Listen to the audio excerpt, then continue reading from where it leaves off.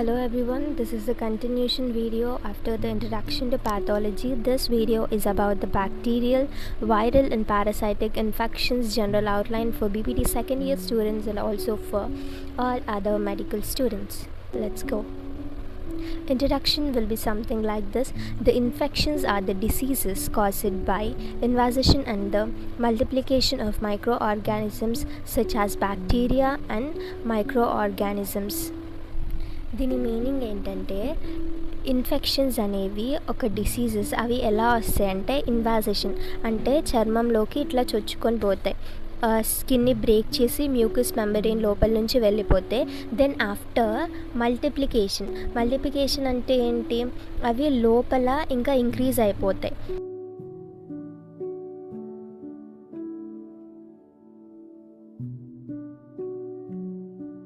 Disease production జరుగుతుంది, అప్పుడు ఏమైపోతుంది, టిష్యూ డ్యామేజ్ జరుగుతుంది, అలాగే టాక్సిన్స్ రిలీజ్ అవుతాయి. టాక్సిన్స్ రిలీజ్ అవ్వడం వల్ల అక్కడున్న సెల్ ఇన్ఫ్లమేషన్కి గురవుతుంది.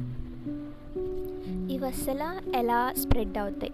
ఫస్ట్ ఎయిర్ డ్రాప్లెట్స్ వల్ల, అంటే మనం బ్రీత్ తీసుకుంటున్నప్పుడు కానీ లేకపోతే తుమ్మినప్పుడు కానీ వాటర్ డ్రాప్లెట్స్ ద్వారా స్ప్రెడ్ అవుతాయి.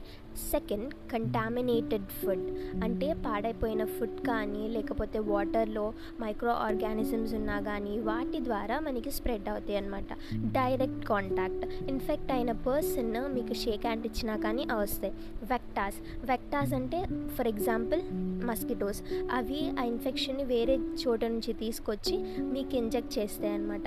నెక్స్ట్ సెక్షువల్ ట్రాన్స్మిషన్, సెక్స్ ద్వారా కూడా ఇది ట్రాన్స్మిట్ అవుతుంది. ప్యాథోజెనసిస్ అంటే ఏంటి? జెనసిస్ అంటేనే మనకు పుట్టుక అని అర్థమవుతుంది. ప్యాథోజెనసిస్ అంటే ఏంటంటే డిసీజ్ ఎలా డెవలప్ అవుతుంది, దాని ప్రాసెస్ ఏంటి, దాని గురించి తెలుసుకునే స్టడీని మనం ప్యాథోజెనసిస్ అంటాము. ఫస్ట్ ప్రాసెస్ ఏంటి, enter in to the host, this is host. First అది హోస్ట్లోకి ఎంటర్ అవుతుంది, దెన్ అడ్హర్షన్ టు ద టిష్యూ లోపలికి చొచ్చుకొని పోతుంది. దాని తర్వాత మల్టిప్లికేషన్, అది మల్టిప్లై అవుతుంది లోపలికి వెళ్ళి. Then fourth step will be the toxin production and inflammation, టాక్సిన్స్ని ప్రొడ్యూస్ చేసి ఆ సెల్ ఇన్ఫ్లేమ్ అయ్యేలా చేస్తుంది. నెక్స్ట్ టిష్యూ డ్యామేజ్, చివరికి టిష్యూ పూర్తిగా డ్యామేజ్ అవ్వేలా చేస్తుంది అనమాట. These are the 5 steps that the bacterial infections will do to our body. వీటిల్లో మొత్తానికి 3 ఉన్నాయన్నమాట. ఏంటిది? బ్యాక్టీరియా ఉంది, వైరస్ ఉంది, పారాసైట్స్ ఉన్నాయి. Difference between bacteria, viral and parasitic ఇన్ఫెక్షన్ని మనం చూసినట్టయితే ఏంటిది? ఫస్ట్ బ్యాక్టీరియాని మనం చూసుకున్నట్టయితే దీని నేచర్ ప్రొకారియోటిక్ నేచర్, అంటే యూనిసెల్యులర్. దీనికి cell membrane, essential cell organelles అనేవి సరిగ్గా ఉండవన్నమాట. నెక్స్ట్ మల్టిప్లికేషన్, ఇది ఇండిపెండెంట్గా ఉంటుంది. బైనరీ ఫిషన్ ద్వారా లోపలున్న జెనెటిక్ మెటీరియల్ని డ్యూప్లికేట్ చేసుకొని ఐడెంటికల్ డాటర్ సెల్స్ని ఇది ఇస్తుంది అనమాట. ట్రీట్మెంట్ యాంటీబయాటిక్స్ ద్వారా ఇది క్యూర్ అవుతుంది. సైజ్ అనేది లార్జ్ ఉంటుంది. ది బ్యాక్టీరియాకి మనం ఎగ్జాంపుల్స్ని చూసుకున్నట్టయితే ట్యూబర్క్యులోసిస్ అండ్ కొలెరా, ఇది బ్యాక్టీరియం. కొలెరా ద్వారా వస్తుంది. ట్యూబర్క్యులోసిస్ మనకు ఆల్రెడీ తెలుసు. మైకోబాక్టీరియం ట్యూబర్క్యులోసిస్ అనే బ్యాక్టీరియా ద్వారా వస్తుంది. నెక్స్ట్ మనం చూస్తే వైరల్ ఇన్ఫెక్షన్స్లో నేచర్ వచ్చేసి సెల్యులర్ పార్టికల్స్, అంటే దీనికి ఒక సెల్యులర్ స్ట్రక్చర్ ఉండదు, దానికి అది రిప్రొడ్యూస్ చేసుకోలేదు. మల్టిప్లికేషన్ ఎట్లా అవుతుంది అంటే హోస్ట్ లోపలుండి అవుతుంది. దీని ట్రీట్మెంట్ యాంటీవైరల్స్ని మనం తీసుకుంటే ఇది క్యూర్ అవుతుంది. సైజ్ చాలా స్మాల్ ఉంటుంది.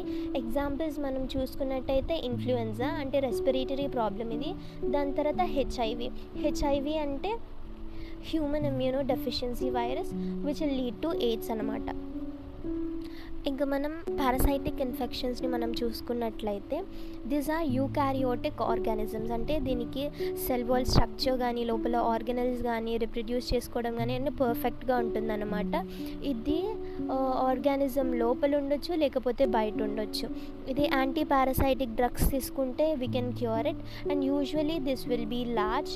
The examples will be malaria. Plasmodium parasites వల్ల వస్తుంది. వార్మ్ ఇన్ఫెక్షన్స్ అంటే హెల్మెంథైసిస్, ఇవి hook worms, tape worms, flukes ద్వారా వస్తాయి అన్నమాట. హోస్ట్ రెస్పాన్స్ని మనం చూసుకున్నట్టయితే అంటే మన బాడీలోకి ఆ వైరసెస్ కానీ, బ్యాక్టీరియా కానీ, పారాసైట్స్ కానీ వచ్చినప్పుడు మన బాడీ ఎట్లా రెస్పాండ్ అవుతుంది, వాటి సైన్స్ ఇప్పుడు మనం చూద్దాం. ఫస్ట్ ఫీవర్ వస్తుంది. ల్యూకోసైటోసిస్ అంటే WBC కౌంట్ అనేది మన బాడీలో పెరుగుతుంది అనమాట. ఇన్ఫ్లమేషన్కి గురవుతుంది, అంటే ఆ సెల్ అనేది ఇన్ఫ్లేమ్ అవుతుంది. యాంటీబాడీస్ ఫార్మేషన్, మన బాడీ దానికి ప్రొటెక్షన్గా యాంటీబాడీస్ని ఫామ్ చేసుకుంటుంది. Move into the conclusion. వీటిని చదవడం వల్ల మనకేం ఉపయోగం అంటే understanding the transmission of pathogenesis and host response help in effective diagnosis, treatment and control. వీటన్నిటిని మనం చదవడం వల్ల అవి ఎట్లా డెవలప్ అవుతున్నాయి అని ప్యాథోజెనసిస్ ద్వారా చదవడం వల్ల, ఆ హోస్ట్ ఎట్లా రెస్పాన్స్ అని చదవడం వల్ల మనం ఎఫెక్టివ్గా దాన్ని డయాగ్నోసిస్ చేస్తాము. అలాగే మనకి ట్రీట్మెంట్ చేయడానికి ఉపయోగపడుతుంది, దాన్ని తొందరగా కంట్రోల్ చేయడానికి మనం ఉపయోగపడుతుందంట. మనం హ్యాండ్ వాష్ మంచిగా చేసుకోవడము, వ్యాక్సినేషన్స్ తీసుకోవడము, వెక్టా కంట్రోల్ అంటే మస్కిటో నెట్స్ అవన్నీ పెట్టుకోవడం వల్ల, మన పర్సనల్ హైజీన్, శానిటైజేషన్ కరెక్ట్గా చేసుకోవడం వల్ల వీ కెన్ ప్రివెంట్ దిస్ అన్నమాట. So thanks a lot for watching. Bye.